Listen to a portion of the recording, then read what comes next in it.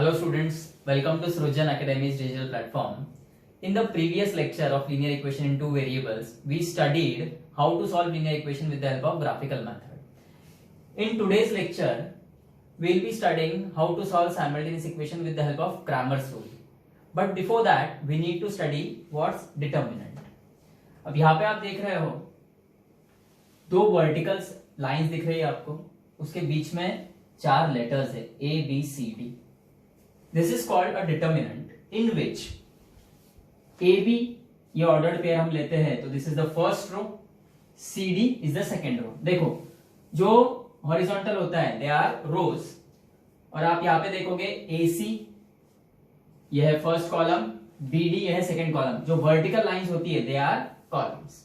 अब यहाँ पे आप देख रहे हो degree of this determinant is 2, क्योंकि दो रो है, दोनों रो में दो एलिमेंट्स हैं, दो कॉलम्स है और दोनों कॉलम्स में दो एलिमेंट है, तो ये 2x2 का डिटर्मिनेंट है. दो रो दो कॉलम, जितने नंबर ऑफ रोज है उतने ही नंबर ऑफ कॉलम्स रहेंगे.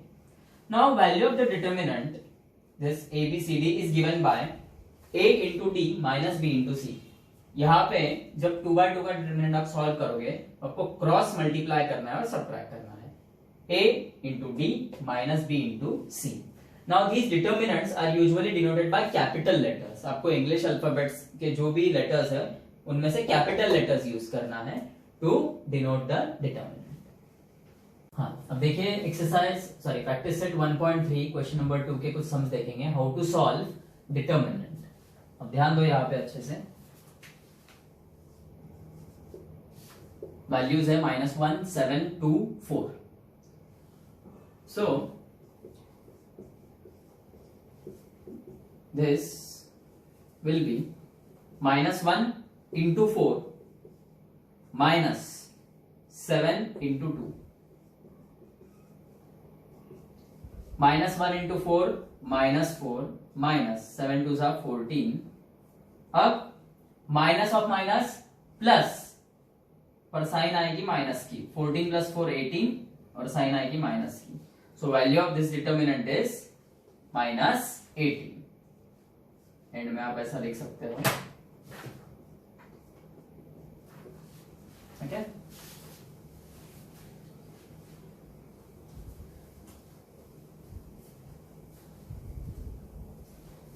सेकेंड सम काफी आसान है, फर्स्ट सम जैसे ही है, आप ट्राई करो. ये थर्ड सम देखो अभी. 7/3, 5/3, 3/2, 1/2.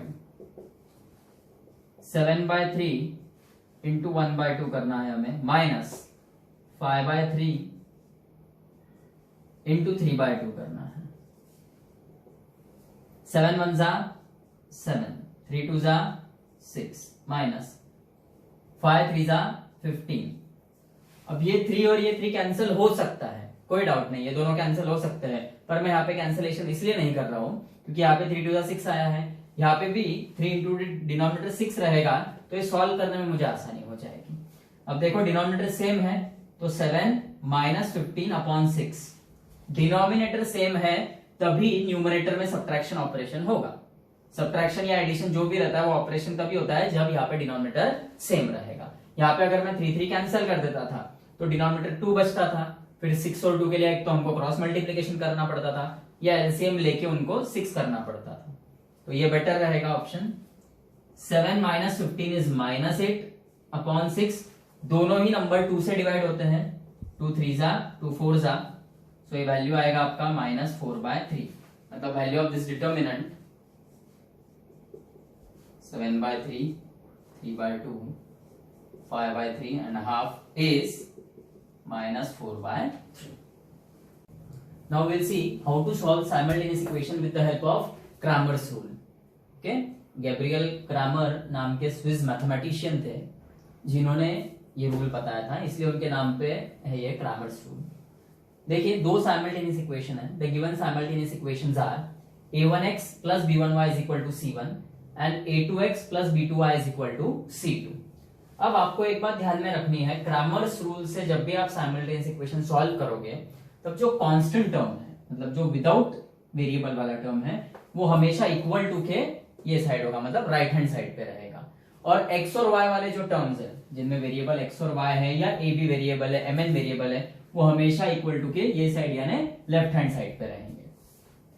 अब यहां सबसे पहले हम निकालेंगे डी निकालने के लिए हमें x के कोएफिशिएंट्स लेने हैं a1 a2, फर्स्ट कॉलम में x के कोएफिशिएंट्स, सेकंड कॉलम में y के कोएफिशिएंट्स, और इसको आपको डिटरमिनेंट सॉल्व करना है, इससे आपको d का वैल्यू मिलेगा। देन नेक्स्ट इज dx, और ये आप सबस्क्रिप्ट में ही लिखोगे। ओके, इसे ऐसे नहीं लिखना, ना ही आप इसे ऐसे लिखोगे, आप ये x जो है वो सबस्क्रिप्ट ही रखोगे। अब dx लिखते वक्त आपको x के कोएफिशिएंट्स नहीं लिखना है, वो ओमिट कर देना है, उसके जगह कांस्टेंट टर्म आएंगे c1 c2 और y के कोएफिशिएंट्स जैसे कि वैसे b1 b2। Then next will be dy लिखते वक्त आप ध्यान रखोगे x के कोएफिशिएंट्स आएंगे a1 a2 और dy में y के कोएफिशिएंट्स नहीं आएंगे, उसके जगह आएगा कांस्टेंट c1 और c2। तो अभी आप देखोगे अच्छे से, तो हम एक ऑर्डर में काम कर रहे हैं। d लिखते वक्त d में हमें कांस्टेंट टर्म नहीं चाहिए, तो ऑब्वियसली पहला ऑर्डर में सबसे पहले x आ रहा है, फिर y आ रहा है, x के कोएफिशिएंट्स a1 a2, y के कोएफिशिएंट्स b1 b2। dx लिखते वक्त अब जब भी dx आएगा तो x के कोएफिशिएंट्स नहीं आएंगे और ऑर्डर भी हमें चेंज नहीं करना है, तो हम क्या करेंगे, y सेकंड नंबर पर है, अगर आप देखोगे तो b1 b2 सेकंड कॉलम ही रहेगा, बस x के कोएफिशिएंट नहीं लेना है, उसके जगह c1 c2 लिया है। ये ध्यान रखना है आपको। बहुत से बच्चे ये मिस्टेक कर देते हैं कि b1 b2 पहले लिख देते हैं, c1 c2 बाद में लिखते हैं, तो वैल्यू तो सेम रहती है पर साइन चेंज हो जाता है, तो पूरा आंसर गलत हो जाएगा आपका। Value in the sense magnitude same है, मतलब सपोज ये dx का आंसर 5 अगर ऐसे आता होगा और आपने b1 b2 पहले और c1 c2 बाद में लिख दिया तो आंसर -5 आएगा, जिससे पूरा आंसर इनकरेक्ट हो जाएगा। और dy लिखते वक्त आप x का कोएफिशिएंट लिखोगे a1 a2, बस y के कोएफिशिएंट्स ना लिखते हुए उसके जगह कांस्टेंट c1 c2। उसके बाद x निकालने के लिए x will B dx by d and y will be dy by d, जिससे आपको x और y का वैल्यू मिल जाएगा। अब हम ये simultaneous equation with the help of Cramer's rule solve करेंगे। अब देखिए यहाँ पे क्वेश्चन 2 लिया है मैंने, प्रैक्टिस सेट 1.3 के क्वेश्चन 3 का सम number 2। Here the given equations are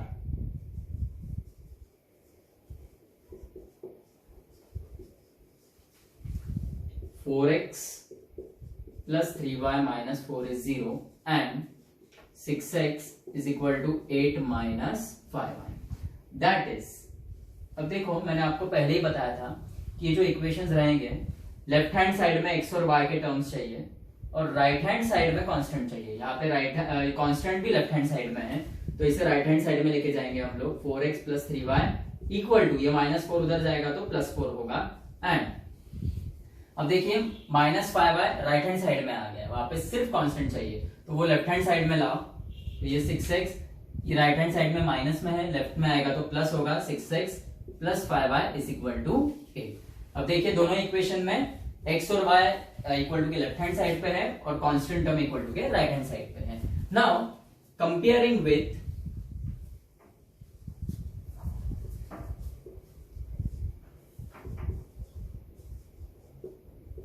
comparing the equations with a1x plus b1y equal to c1 and a2x plus b2y equal to c2।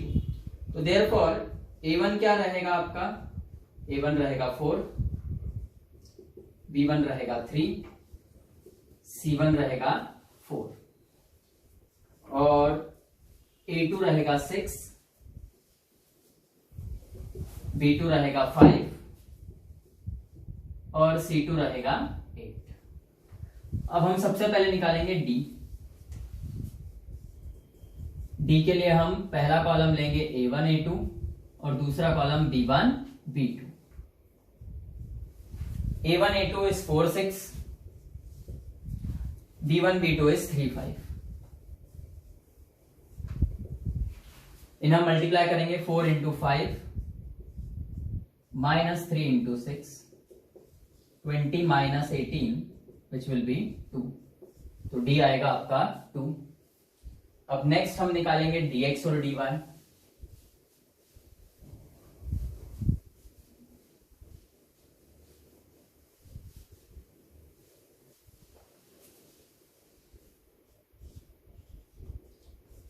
dx में हम c1 c2 फर्स्ट कॉलम लेते हैं और second column रहता है b1 b2। c1 जो है हमारा वो है 4, c2 है 8, b1 है 3 और b2 है 5। 4 into 5 minus 3 into 8 which will be 20 minus 24 यानी -4। तो ये आप देख सकते हो dx का वैल्यू आया है -4। Okay, d is 2, dx is -4। Okay, अब हम dy निकालेंगे।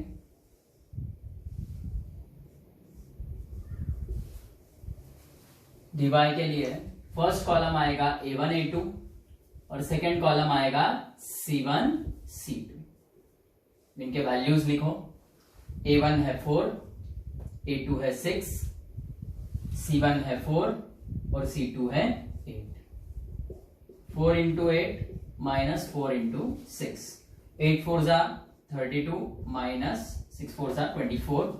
सो dy विल बी 32 माइनस 24 कितना होगा 8। अब फाइनली हम x और y का वैल्यू निकालेंगे।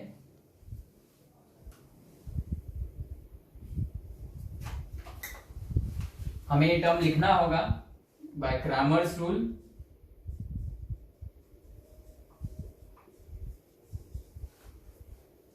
x is dx by D यानी कि -4/2। So x will be -2 and y is dy by d which is 8/2, therefore y will be 4। okay, so finally आप लिखोगे therefore -2 4 is the required solution। okay, question number 6। now here the given equations are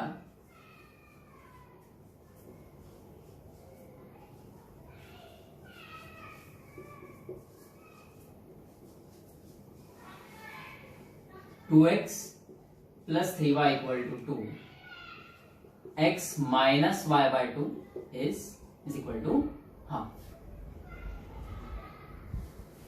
अब यहाँ पे कोई जरूरत नहीं है कि ये हम 2 को पहले क्रॉस मल्टीप्लाई करेंगे फिर ये 2 कैंसिल करेंगे या फिर मल्टीप्लाई बोथ साइड्स बाय 2। कोई जरूरत नहीं है, फ्रैक्शन में रहने दो, कोई प्रॉब्लम नहीं है। कंपेयरिंग विथ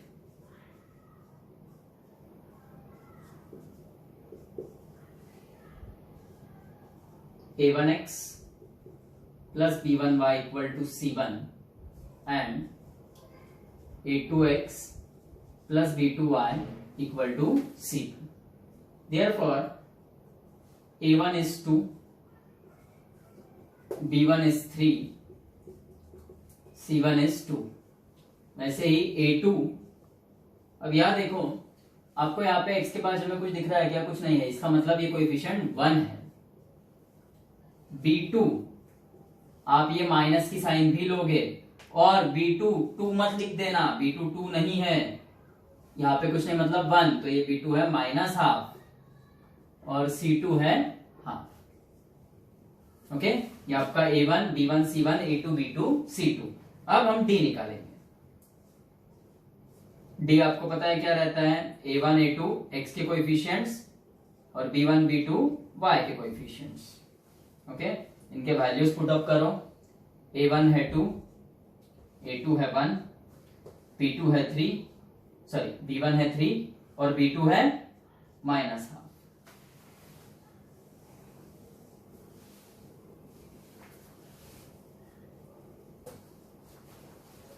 2 इंटू -1/2 होगा, माइनस 3 इंटू 1। अब ये 2 कैंसिल होगा, यहां बचेगा -1 माइनस 3 1 जा 3, माइनस माइनस प्लस होगा पर साइन आएगी माइनस की, 3 + 1 = 4 और साइन आएगी माइनस की, तो d का वैल्यू आ गया आपका -4। अब हम dx निकालेंगे। dx में आएगा a1 a2 नहीं आएगा, c1 c2 and b1 b2। So what is c1? 2, c2 है आपका half, b1 is 3 and b2 is -half। 2 into -half minus 3 into 1/2। अब जैसे मैंने पिछले सम में किया था, आपको याद होगा, तो जहां पे 3 3 वो सम में कैंसिल हो रहा था, नहीं किया था। ये सम में भी 2 2 कैंसिल कर सकते हैं इस इक्वेशन में, पर मत करो आप, क्योंकि यहाँ पे 2 है और ये 2 इस 3 के साथ डायरेक्टली हम कैंसिल नहीं कर सकते। तो ये होगा 2 into -1 -2/2, 3 1 जा 3/2। अब देखो डिनोमिनेटर सेम है, डिनोमिनेटर सेम है तो हम डायरेक्टली ऑपरेशन करेंगे न्यूमरेटर में, -2 - 3/2 विच विल बी -5/2। ओके, तो आपका dx जो रहेगा वो है -5/2। अब dy फाइंड करना है हमें।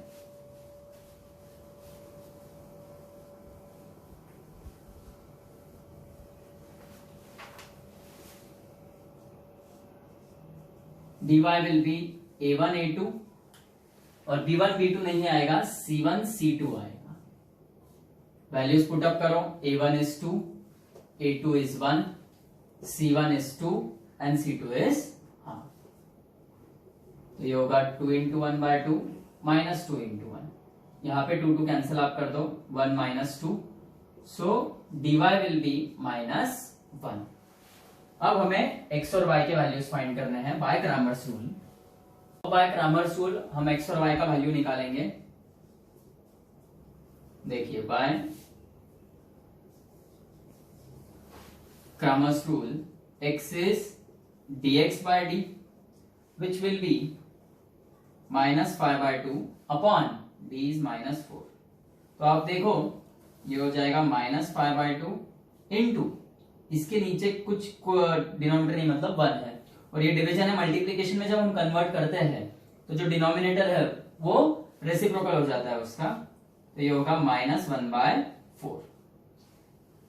सो x will B -5 into 1, sorry -1 is 5, minus into minus plus होता है, और 2 4 जा 8, तो x is 5/8।